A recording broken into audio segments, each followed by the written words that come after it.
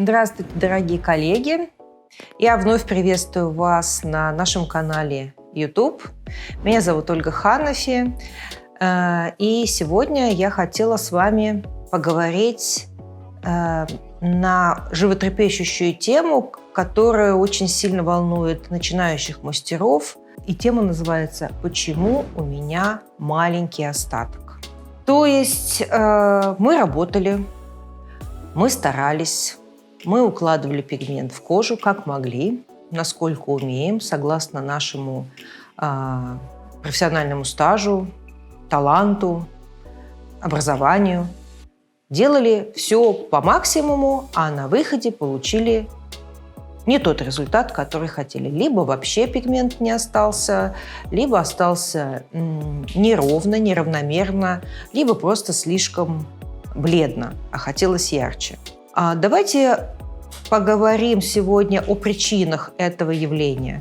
Когда я получаю подобные вопросы в директ или в наш чат Hanafi Colors Pigments, а такие вопросы бывают очень часто, то я всегда объясняю, что ответить на этот вопрос сходу без определенных вводных данных бывает практически невозможно. Что предшествовало татуажу? Какая была кожа? Какой был типаж? Что вы конкретно сделали? Каким пигментом работали? Не только цветом. Каким видом пигмента работали? Какой машинкой работали? Как двигается ваша рука? И много-много-много других причин могут на это повлиять. Мы сегодня в этом видео не будем обсуждать технику внесения пигмента. Такие вещи разбираются на мастер-классах. Даже если это онлайн, то все равно это должна быть практическая часть. Сегодня у нас просто разговор, поэтому попытаюсь объяснить только те вещи, которые просто объяснить вот в таком вот режиме общения. Например, причиной плохой приживаемости пигмента может оказаться излишняя ваша боязнь кожи клиента. Например, вы совсем начинающий мастер, вас очень правильно научили, что работа должна быть поверхностной, нежной, что нельзя заглубляться, нельзя уплотняться. Учитель ваш был грамотный, и все это вам вложил в голову. Поэтому у вас, как у новичка, присутствует страх перед кожей. Вы боитесь как раз совершить те самые ошибки, от которых вас предостерегали, и поэтому работаете излишне поверхностно и излишне боязливо. Пигмент, который лежит на коже сразу после процедуры, создает картинку окрашенности, но на самом деле пигмента в кожу попало мало, и после заживления ничего не остается. Это самая легкая из проблем, поскольку вам просто нужно немножечко наработать свою руку, приучить ее к коже, приучить голову и мозг к тому, чтобы управлять правильно рукой. Это просто дело опыта, и при таком начале вы двигаетесь правильно, и скоро у вас все будет получаться. Вторая причина отсутствия пигмента после заживления кроется в противоположном подходе. Это если вы, наоборот, кожу перетрудили и перетравмировали. То есть работали излишне травматично, излишне грубо, излишне глубоко. Во время работы, скорее всего, было больше сукровицы и лимфы, чем должно быть.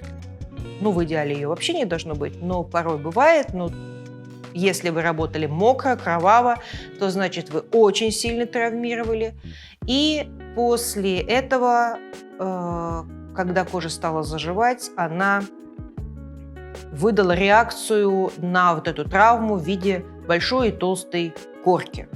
Незыблемое правило перманентного макияжа гласит: чем толще корка, тем меньше под ней пигмента. Соответственно, если корка большая образовалась от вашей травматичной работы, то вы можете практически со стопроцентной уверенностью сказать, что пигмента там останется мало. При этом кожа будет выглядеть после заживления травмированной, долго будет держать покраснение, в худших случаях останутся некоторые рубчики и шрамы. которые долго очень заживают и долго кожа выравнивается. Еще одна причина, по которой может возникнуть более толстая корка при заживлении, чем нам нужно. Вообще, я хотела бы сказать о том, что современные методики, современные техники нанесения перманентного макияжа вообще не предполагают никаких корок. Поскольку эпидермис не умеет заживать без какой-нибудь защитной корочки, пленочки, то, конечно же, она есть. Просто поскольку мы работаем сейчас очень мягко и не травматично, эта корочка настолько тонка, настолько мягка, настолько незаметна глазу, что никаким другим словом, кроме пленочки защитной, ее и не назовешь. То есть слово «корка» и даже «корочка» в перманентном современном макияже употребляться, в общем-то, не должна, ее не должно быть. Если она случилась, то одна из причин, которую я уже назвала, вторая причина – это неправильный уход. Неправильный уход клиента, если он невнимательно вас слушал или вы неправильно ему сказали.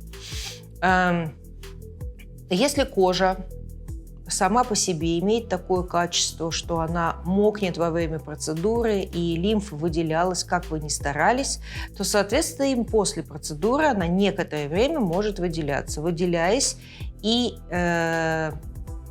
соприкасаясь с кислородом, она окисляется, засыхает и спекается в ту самую абсолютно ненужную нам корочку.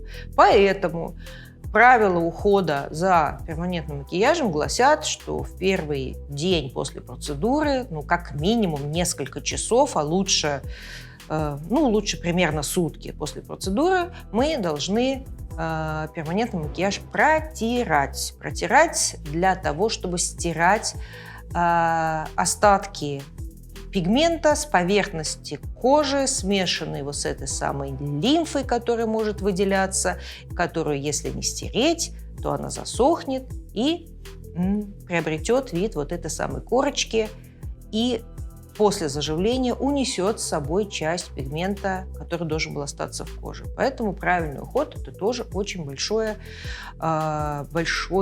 такой важный пункт для того, чтобы у вас осталось больше пигмента. Если же вы делали все правильно, наносили пигмент уверенной рукой, поверхностно, не травмировали и провели мягкую процедуру без излишних заглублений, уплотнений, и все было сделано верно, и правильный был уход, но при этом осталось мало пигмента, это может еще говорить о том, что вам попалась очень сложная кожа.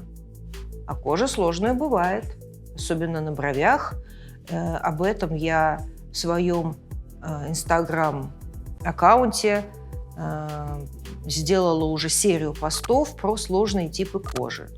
Я сейчас не буду повторяться, но приглашаю вас на свою страничку Ольга Ханафи, _ПМ. У меня там много очень познавательных постов и про сложные типы кожи и особенности работы с ними для того, чтобы лучше приживался пигмент. Там как раз много мной написано. Почитайте, пожалуйста.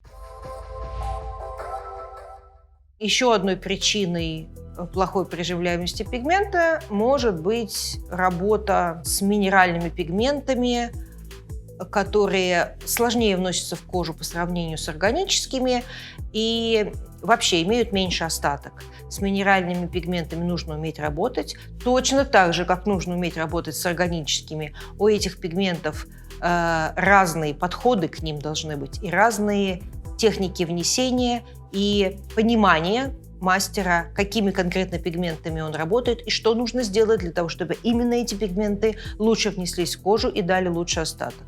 То есть, как вы видите, в проблематике маленького остатка существует много разных тем, подтем, нюансов, заковырок, и это только еще раз говорит о том, насколько сложна наша профессия. И во всем нужно разбираться, и обо всем нужно думать, и голова должна всегда работать. Это вовсе не механическая работа, как многие думают. Мозг должен все время быть включен, и вы должны анализировать ситуацию, что и как происходит, и как добиться лучшего результата. Так что желаю вам всем удачных работ. Смотрите меня на канале Hanafi Colors Pigments. До новых встреч. Пока.